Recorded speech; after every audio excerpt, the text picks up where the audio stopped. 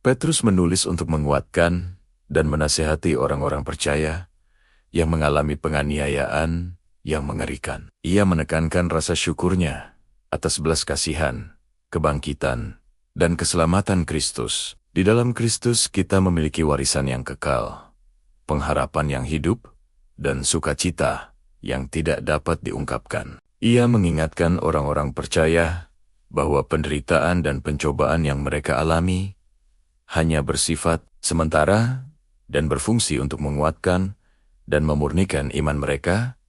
1 Petrus 1:6 menosiete. Setelah pendahuluan ini, Petrus membuat pernyataan yang menarik tentang para nabi dan malaikat. Keselamatan itulah yang diselidiki dan diteliti oleh nabi-nabi yang telah bernubuat tentang kasih karunia yang diuntukkan bagimu. Dan mereka meneliti saat yang mana dan yang bagaimana yang dimaksudkan oleh Roh Kristus yang ada di dalam mereka, yaitu Roh yang sebelumnya memberi kesaksian tentang segala penderitaan yang akan menimpa Kristus dan tentang segala kemuliaan yang menyusul sesudah itu. Kepada mereka telah dinyatakan bahwa mereka bukan melayani diri mereka sendiri, tetapi melayani kamu dengan segala sesuatu yang telah diberitakan sekarang kepada kamu dengan perantaraan mereka, yang oleh Roh Kudus yang diutus dari sorga menyampaikan berita Injil kepada kamu, yaitu hal-hal yang ingin diketahui oleh malaikat-malaikat. Petrus 1 ayat 10-12. Petrus mengingatkan orang-orang percaya dalam perjanjian baru bahwa mereka adalah penerima bukti dan nubuat para nabi yang sangat teliti terhadap penebusan Kristus. Bahkan ketika mereka menulis tentang penderitaan dan kemuliaan Mesias, para nabi tidak sepenuhnya memahami apa yang akan terjadi atau kapan hal itu akan terjadi. Mereka ingin mengetahui objek yang ditunjuk oleh kitab suci. Orang-orang percaya dalam perjanjian baru sekarang memahami Injil dan keselamatan yang telah diberitakan oleh para nabi. Petrus kemudian mengatakan sesuatu yang tidak terduga tentang para malaikat, bahwa hal ini yang ingin diketahui oleh malaikat-malaikat. Artinya, mereka ingin tahu tentang Injil dan bagaimana dan mengapa Injil itu diperoleh. Para malaikat hidup di hadirat Tuhan. Jadi mengapa mereka tertarik dengan keselamatan manusia? Matius 18 ayat 10. Orang-orang yang percaya kepada Yesus Kristus memahami bagaimana rasanya mati dalam dosa dan terasing dari Tuhan. Efesus 2 ayat 1-3. Mereka juga memahami kasih karunia dan belas kasihan yang luar biasa yang ditunjukkan dalam Kristus yang mati dalam kematian yang layak mereka terima. Efesus 2 ayat 13.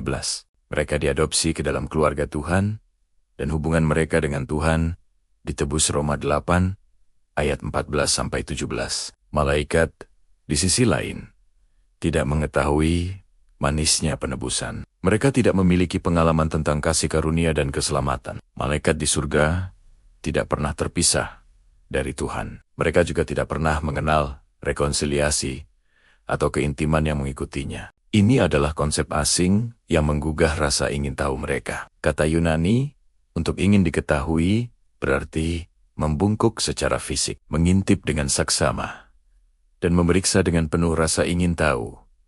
Selama sejarah manusia, malaikat telah memiliki tempat duduk di barisan depan untuk menyaksikan karya penebusan Tuhan bagi umat manusia.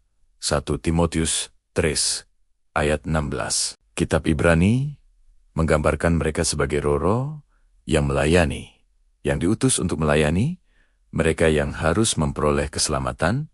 Ibrani 1 ayat 14. Mereka kagum dengan keselamatan dan bersandar dengan penuh perhatian. Rindu untuk memahami misterinya. Penting untuk dicatat bahwa para malaikat yang tidak taat kepada Tuhan tidak dipulihkan atau ditebus seperti manusia. Anak Allah menjadi manusia untuk menebus umat manusia. Ia tidak menjadi malaikat untuk menebus bala tentara surgawi. Malaikat tidak dapat sepenuhnya memahami keselamatan. Karena itu, bukan untuk mereka. Dalam kitab Keluaran, kita melihat bukti lebih lanjut tentang ketertarikan malaikat terhadap belas kasihan Tuhan. Tuhan memerintahkan agar kerup-kerup yang ada di tutup tabut perjanjian mengembangkan kedua sayapnya ke atas, sedang sayap-sayapnya menudungi tutup pendamaian itu, dan mukanya menghadap kepada masing-masing. Kepada tutup pendamaian itulah harus menghadap muka karab-karab itu. Keluaran 25 ayat 20. Tutup pendamaian melambangkan takhta Tuhan. Di sanalah hadirat Nia berdiam dan darah pendamaian dipersembahkan untuk dosa. Kerup-kerup emas di atas tabut ditempatkan seolah-olah menatap tujuan penebusan Tuhan dalam 1 Petrus. Para malaikat rindu untuk memahami sukacita yang tak terukur yang ditemukan dalam penebusan dosa oleh Kristus.